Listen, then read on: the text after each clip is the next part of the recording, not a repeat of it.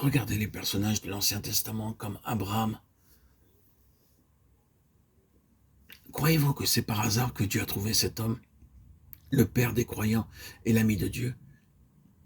Et croyez-vous qu'Abraham, par lui-même et sans l'aide de Dieu, posséda une telle foi, une telle obéissance, une telle piété? Vous savez bien que non. Dieu l'a formé et l'a préparé afin d'en faire un instrument pour sa gloire. Dieu ne déclare-t-il pas à Pharaon, « Je t'ai suscité pour manifester en toi mon pouvoir » ?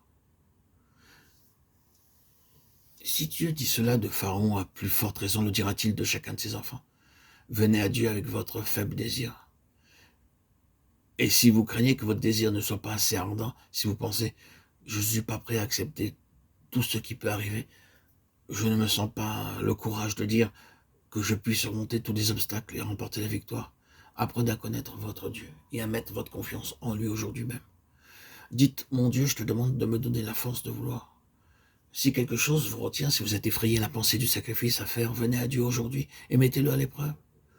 Ce qu'il vous commandera de faire, il vous donnera la force pour l'accomplir. Dieu vient à vous et vous offre d'accomplir son œuvre en vous.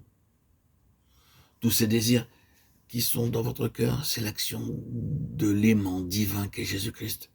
Jésus a vécu une vie d'entière consécration. Il a pris possession de vous. Il vit dans votre cœur par son Saint-Esprit. Avez-vous résisté et lui avez-vous résisté? Dieu vous appelle maintenant à vous humilier, à vous confier en lui, afin que vous puissiez lui appartenir entièrement. Vous ne pouvez plus le résister bien longtemps. Lorsqu'il s'approche de vous, dès aujourd'hui, ne voulez-vous pas venir à cet instant où je vous parle, à vous confier en lui, pour qu'il puisse s'accomplir en vous, qu'il puisse accomplir son œuvre,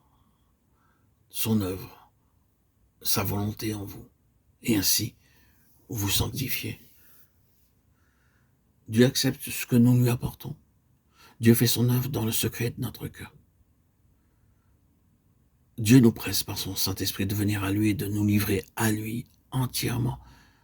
Mais souvenez-vous que lorsque vous vous approchez de Dieu pour vous consacrer à lui, vous pouvez avoir conscience de l'imperfection de cette consécration et vous dites,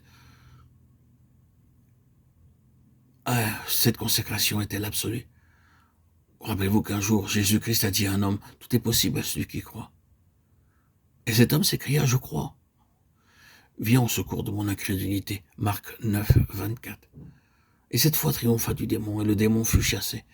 Si vous venez à Dieu en disant, Seigneur, je me consacre à toi entièrement. Même si vous le dites avec un cœur tremblant et avec le sentiment de votre impuissance et de votre imperfection, Dieu fera son œuvre en vous. Ne craignez rien, venez tel que vous êtes, et la puissance d'un esprit manifestera sa force dans votre faiblesse.